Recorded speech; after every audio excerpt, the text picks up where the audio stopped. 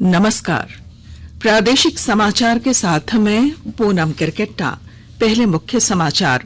संसद का बजट सत्र इस महीने की 31 तारीख से होगा शुरू। संसदीय कार्य मंत्री प्रहलाद जोशी ने कहा 14 फरवरी से 12 मार्च तक रहेगा सामान्य अवकाश।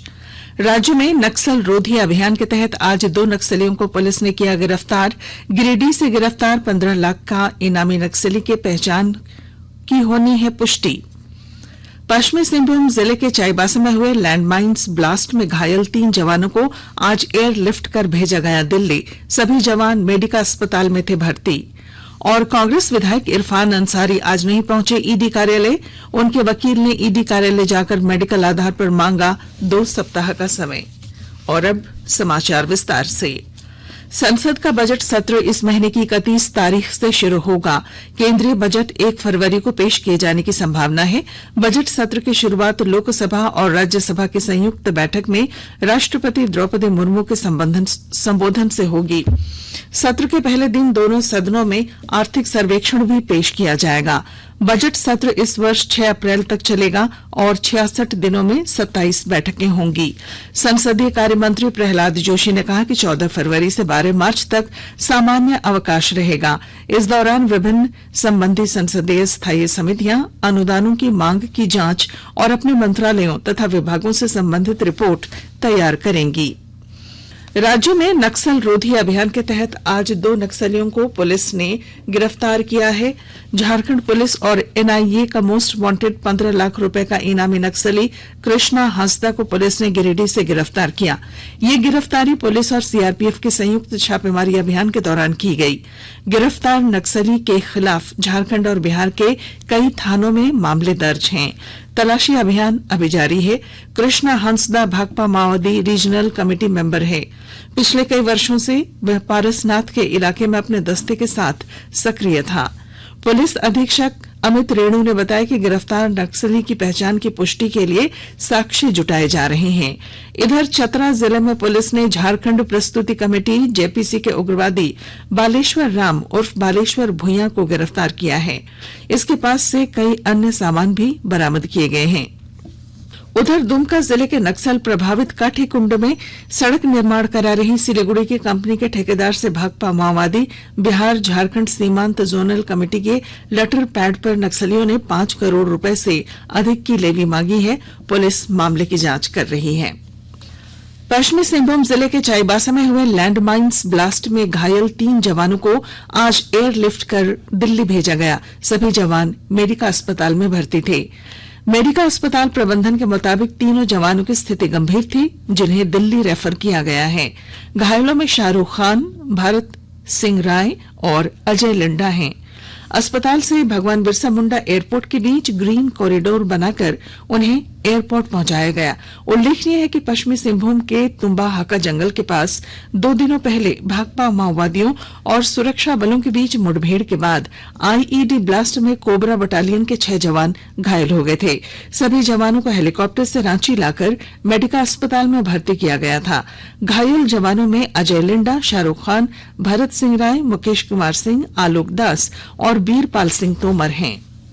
खूंटी जिले में महिला स्वयं सहायता समूह की सदस्यों को आर्थिक रूप से सशक्त बनाने के लिए केंद्रीय सहायता दी जा रही है। विस्तृत ब्यौरे के साथ हमारी खूंटी संवाददाता। खूंटी जिला प्रशासन की पहल पर विशेष केंद्रीय सहायता मद से खूंटी सदर प्रखंड क्षेत्र अंतर्गत मारंगहाबा गांव में 1 टन क्षमता वाली आसवन यूनिट का अधिष्ठापन किया गया है। लेमन ग्रास की खेती का विस्तार जिले में स्वयं सहायता समूह के माध्यम से किया जा रहा है। इससे समूह की महिलाओं और स्थानीय लोगों को अच्छा रोजगार मिल रहा है। जिला प्रशासन खूंटी की ओर से आकांक्षी जिला मद से सुरुंदा गांव में भी आसवन इकाई स्थापित की गई है। इससे जिले में औषधीय पौधों की खेती को बढ़ावा भी मिला है। लेमन ग्रास और जेरेनियम से अब सहजता से तेल निकालने का काम लगातार किया जा रहा है। ज्योत्सना शीला, आकाशवाणी समाचार खूंटी। आकाशवाणी के ताजा तरीन समाचारों के लिए आप हमारी वेबसाइट newsonair.com पर लॉग ऑन कर सकते हैं। ताजा समाचार Twitter handle @AIR news alerts और Facebook page All India Radio news पर भी उपलब्ध हैं। आप प्रादेशिक समाचार एकांश के ट्विटर हैंडल @कोची और फेसबुक इंस्टाग्राम पेज तथा YouTube channel AIR news Ranchi पर भी हमारे बुलेटिन सुन सकते हैं। प्रादेशिक समाचार आप आकाशवाणी रांची से सुन रहे हैं।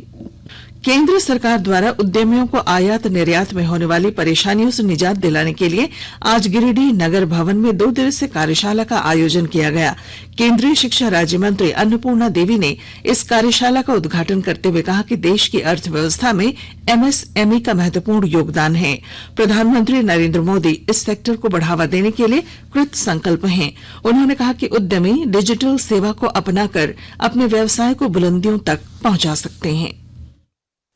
भारत के प्रोडक्ट्स नए बाजारों में पहुंचे, इसके लिए देश के MSME सेक्टर का सशक्त होना बहुत ही जरूरी है और आदरणीय प्रधानमंत्री जी के यशस्वी नेतृत्व में भी हमारी सरकार आपके इसी सामर्थ्य इस सेक्टर की असीम संभावनाओं को ध्यान में रखते हुए निर्णय ले रही है, नई नीतियां बना रही है और हमारे देश के हर जिले में, हर हिस्से में जो हमारे अद्भुत उत्पाद हैं, उन लोकल उत्पादों को हमने ग्लोबल बनाने का भी संकल्प लिया है और प्रयास किए हैं कि मेक इन इंडिया के लिए लोकल सप्लाई चेन बने। अब इसलिए MSME सेक्टर का विस्तार करने पर अभूतपूर्व बल दिया जा रहा है। इस कार्यक्रम का मुख्य उद्देश्य केंद्र सरकार के MSME मंत्रालय द्वारा MSME इकाइयों को राष्ट्रीय तथा अंतर्राष्ट्रीय बाजार में नवीनतम चलन से संबंधित जानकारी देना और जागरूकता बढ़ाना है। कांग्रेस विधायक इरफान अंसारी आज ईडी कार्यालय नहीं पहुंचे। उनके वकील ने ईडी कार्यालय जाकर मेडिकल आधार पर 2 सप्ताह का समय मांगा है। स्वास्थ्य और परिवार कल्याण मंत्री डॉक्टर मनसुख मंडाविया ने अधिकारियों को वर्ष 2027 तक लसिका फाइलेरिया को समाप्त करने की रूपरेखा तैयार करने को कहा है। यह लक्ष्य इस बीमारी को समाप्त करने के वैश्विक लक्ष्य से 3 वर्ष कम है। लसिका फाइलेरिया अर्थात हाथी पांव संक्रमित मच्छरों के काटने से फैलता है।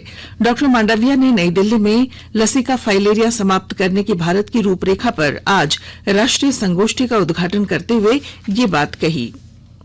मुख्यमंत्री हेमंत सोरेन ने शरद यादव के निधन पर शोक जताया है। मुख्यमंत्री ने कहा कि उनका निधन भारतीय राजनीति के लिए अपूरणीय क्षति है।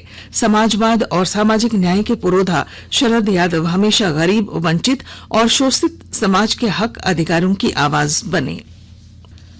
झारखंड बार काउंसिल रांची के निर्देश पर जिला अधिवक्ता संघ गढ़वा ने आज 8वें दिन हड़ताल वापस लेने की घोषणा की है। इसकी जानकारी देते हुए जिला अधिवक्ता संघ के महासचिव मृत्युंजय तिवारी ने बताया कि झारखंड बार काउंसिल के निर्देश अनुसार न्याय शुल्क सहित कई मांगों को लेकर राज्य के पूरे अधिवक्ताओं ने न्यायिक कार्य का बहिष्कार किया था। प्रकृति पूजक आदिवासी समाज द्वारा इन दिनों सोहराय पर्व मनाया जा रहा है। आज हजारीबाग के बड़कागांव प्रखंड स्थित नापो खुर्द पंचायत के सुदूरवर्ती इंदिरा गांव में 3 दिवसीय सोहराय पर्व धूमधाम के साथ मनाया गया। पाहन टेंथा मांझी ने पूजा पाठ किया। सोहराय पर्व सभी को एकजुट रहने का संदेश देता है। और अब बुलेटिन के आखिर में मुख्य समाचार एक बार फिर। संसद का बजट सत्र इस महीने की 31 तारीख से होगा शुरू। संसदीय कार्य मंत्री प्रहलाद जोशी ने कहा 14 फरवरी से 12 मार्च तक रहेगा सामान्य अवकाश। राज्य में नक्सल रोधी अभियान के तहत आज 2 नक्सलियों को पुलिस ने किया गिरफ्तार। गिरिडीह से गिरफ्तार 15 लाख के इनामी नक्सली की पहचान की होनी है पुष्टि। पश्चिमी सिंहभूम जिले के चाईबासा में हुए लैंडमाइंस ब्लास्ट में घायल 3 जवानों को आज एयरलिफ्ट कर भेजा गया दिल्ली। सभी जवान मेडिका अस्पताल में थे भर्ती। और कांग्रेस विधायक इरफान अंसारी आज नहीं पहुंचे ईडी कार्यालय। उनके वकील ने ईडी कार्यालय जाकर मेडिकल आधार पर मांगा 2 सप्ताह का समय। और इसके साथ ही आकाशवाणी रांची से प्रादेशिक समाचार का ये बुलेटिन समाप्त हुआ। नमस्कार।